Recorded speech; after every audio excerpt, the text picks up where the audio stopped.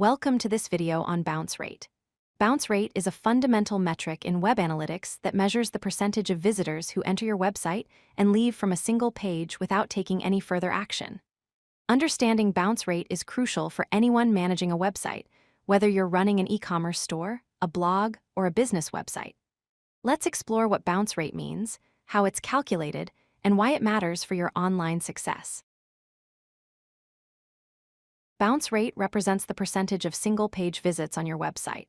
When a visitor lands on one page and then leaves without clicking any links, interacting with content, or navigating to another page, that's counted as a bounce. These visitors exit without taking any meaningful action on your site. Understanding this concept is the first step to improving your website's performance and keeping visitors engaged longer. Bounce rate is calculated using a simple formula. You take the number of bounce sessions and divide it by the total number of sessions, then multiply by 100 to get a percentage. For example, if 250 visitors land on your homepage and 100 of them leave without clicking anything, the bounce rate would be calculated as 100 divided by 250, multiplied by 100, which equals 40% bounce rate. This straightforward calculation helps you understand visitor behavior on each page of your website. Several factors influence whether visitors bounce from your website. Poor design, including slow loading times and confusing layouts, drives visitors away immediately. If your page content doesn't match what visitors expected from search results or advertisements, they're likely to bounce. Mobile issues are critical too. If your website isn't responsive or difficult to navigate on smartphones, mobile users will leave quickly. Finally, slow page speed is a major culprit. Pages that take too long to load cause immediate exits before visitors even see your content. Bounce rate benchmarks vary significantly by industry. E-commerce websites typically have bounce rates between 20 and 45%. Business-to-business websites see bounce rates between 25 and 55%.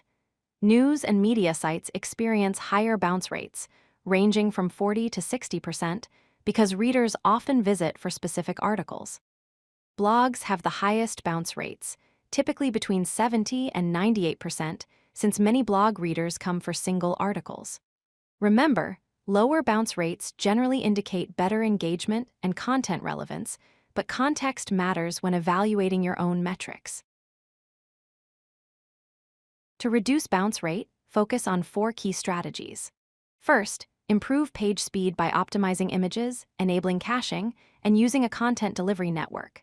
Second, align your page content with visitor intent. Make sure what you're showing matches what people searched for. Third, optimize for mobile devices by creating responsive designs that work seamlessly on all screen sizes.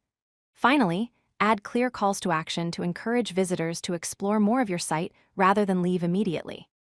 These strategies work together to create a better user experience that keeps visitors engaged. High bounce rates indicate that visitors are leaving quickly, suggesting low engagement and poor user experience. This could signal that your page content is irrelevant, your site loads too slowly, your design is outdated, or your traffic targeting is mismatched. Low bounce rates, on the other hand, indicate that visitors are exploring more pages, showing high engagement and better alignment between your content and visitor expectations. Success indicators include clear messaging, fast performance, optimized user experience, and targeted traffic that matches your content. Understanding these differences helps you identify areas for improvement. Here are the 4 key takeaways about bounce rate. First, bounce rate measures the percentage of single-page visits on your website, showing how many visitors leave without exploring further. Second, remember that context matters when interpreting your bounce rate. What's considered good varies by industry and page type. Third, multiple factors drive bounces, including page speed, design quality, content relevance, and mobile usability.